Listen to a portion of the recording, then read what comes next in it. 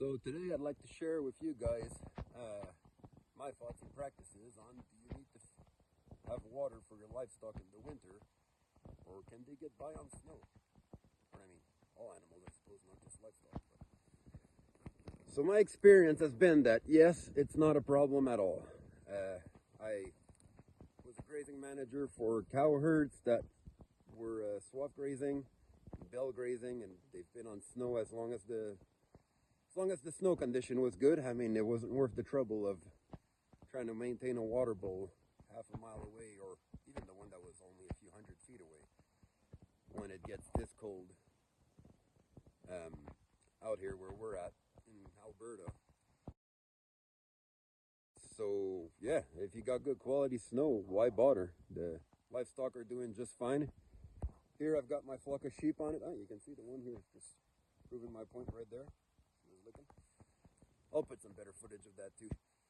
But yeah, the sheep are on it. I've had cattle on it. The sheepdogs are on it. My chickens are on it. I'll make sure to show you guys that as well. But as far as I'm concerned, good quality snow is good to go for water. You're in a landscape surrounded by water.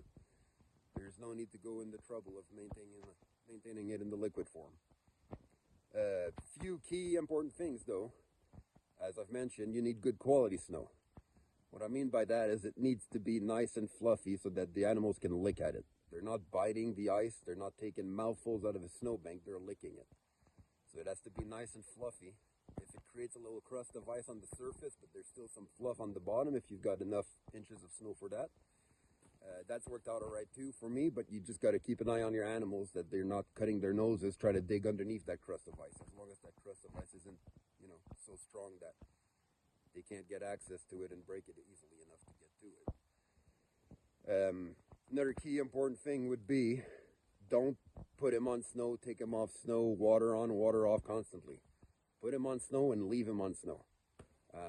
It takes them a few days to realize that they need to spend a good portion of their day taking mouthfuls of snow rather than just going in the water trough once or twice a day and taking big gulps to get their water requirements. So yeah, if you're going to go with snow or whatever, just shut it off and just teach them to go on water for as long as you can. Always have a backup plan for if the snow goes bad or whatever, you still need a way to water them, whatever system you've got. But you can, usually if you got good snow, you can shut that thing off and get going. Another thing I would say, if you've got animals that are milking, whether they're your home dairy or something like that, or you're a dairy farm, or even if it's just that there's, winter calving or something like that. If they're trying to sustain a calf or sustain a milking, I wouldn't switch to water. That's, you're asking a lot of your animal already to be milking like that in the dead of winter. Asking him to do it with snow as well as their water source,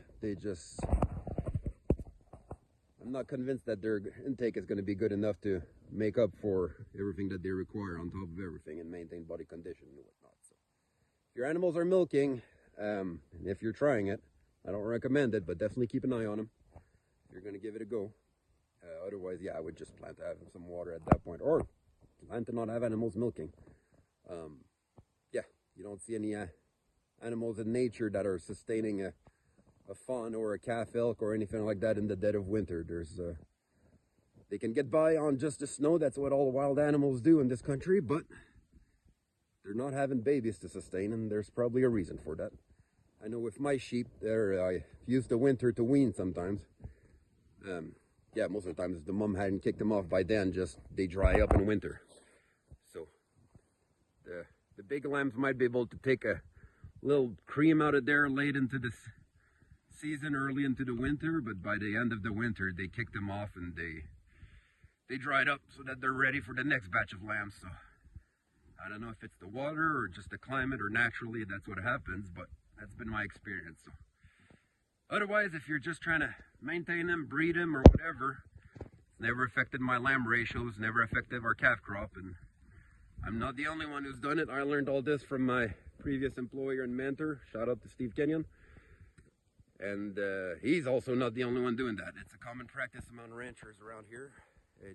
They're not all on YouTube and whatnot telling you how to do it. So For you folks that are new out there to it, or maybe you're just on the fence about it, not sure, or you just get in a pickle somewhere. If you live somewhere more south, but all of a sudden you get a blizzard and a good pack of snow for a few weeks, well, I might just come in handy as a tip to know from the northern producers, but it's nothing new under the sun.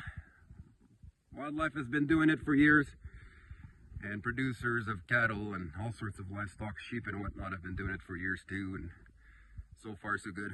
I will say about the chicken though, that's a total experiment. Those of you who know me pretty well will know that I'm a terrible chicken farmer. So far the survival rate of chickens on my farm has been terrible. There's probably special operations unit at a better survival rate in World War II than that.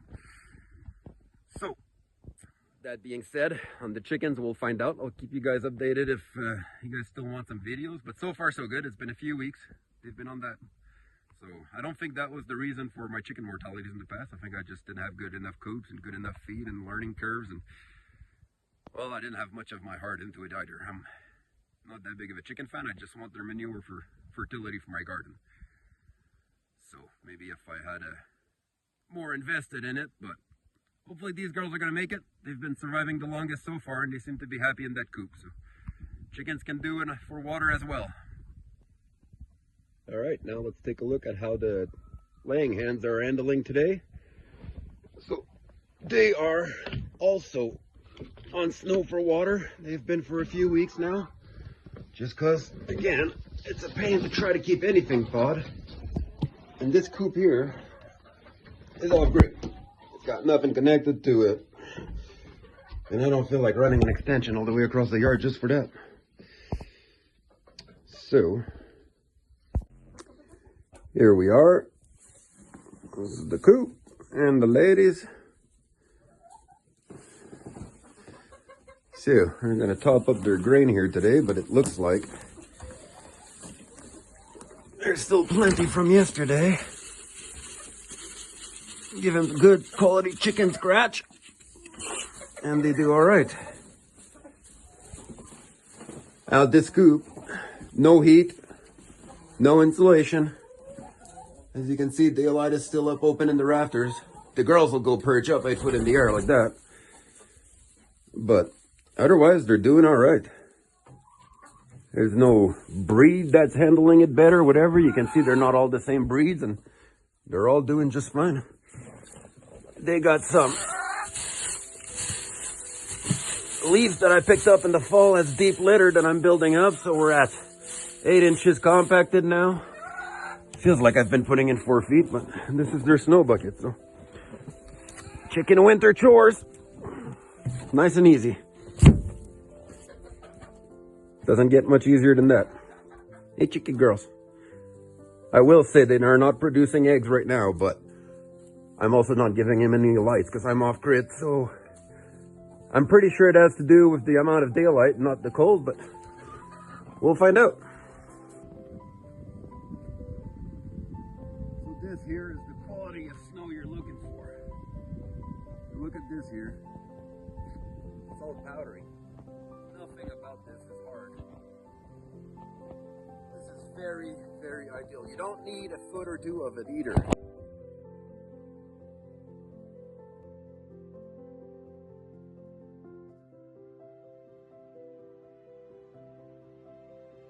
So yeah, I hope this video helps someone out there. Those of you who have doubts, maybe it'll give you a little confidence. You know, a little video on it sometimes explains more than just seeing Facebook page or hearing on podcast talking about it. It helps to see it in action, but these sheep sure approve. And so does this livestock guardian dog. So you should be all right. Keep an eye on him as always. If you're trying something new and you're unsure, the best practice is to just watch. Keep an eye on him. They're not going to die overnight. You'll see them drop, but look at these sheepers right now. As I'm talking, they're munching on snow. So, those of you that are going to tell me that doesn't work, it's hard to argue with that. But I've done it in the past, and let me tell you, they sure make it to spring, and they sure give you lambs anyways. So that hasn't been my issue. Catch you guys later.